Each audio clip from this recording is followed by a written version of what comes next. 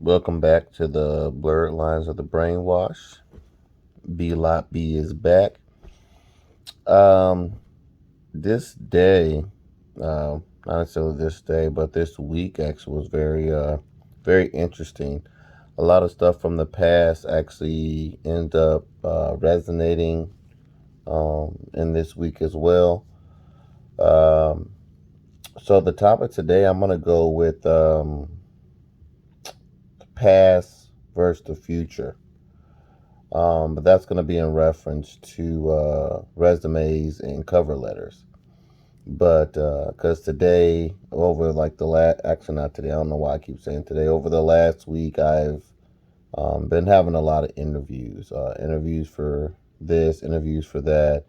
And in one of the interviews I had, it was very interesting that I just now discovered that um, I'm pretty much in the same boat as I was before, except for on the opposite end of that.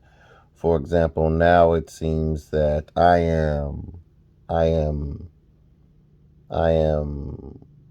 overqualified, but lack experience in some of the areas that I was talking about.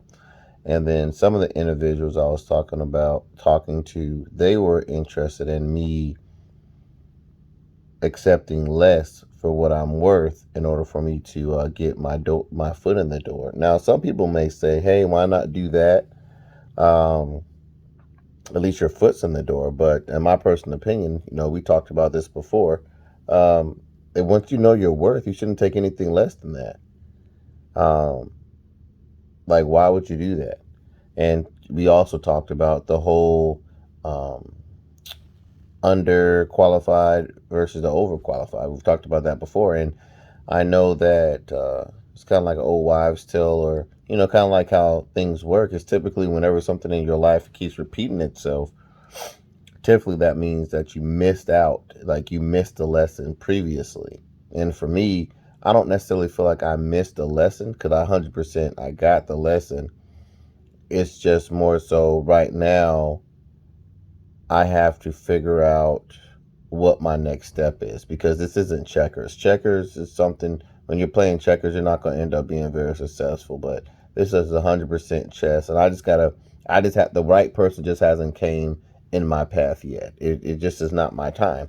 Most people feel like individuals become millionaires overnight, but it may feel like that. But to be honest with you, if you check that individual's record, you'll see that they've been working years and years and years and doing a bunch of things behind the scenes before they actually got to where they want to be financially. And so that's one of my biggest goals is I'm refusing to settle for less because I know what I'm worth. And then I have that issue.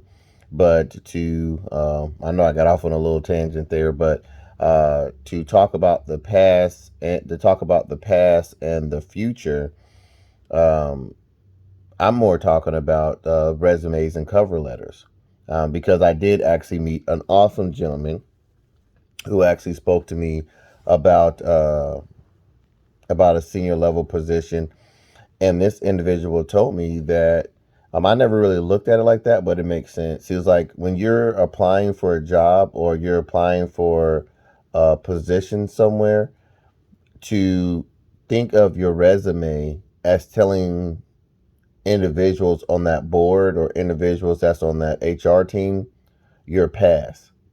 And so that's great. You can have a past. Like for me, I'm not even bragging. Like my resume looks amazing because I got all this education on it.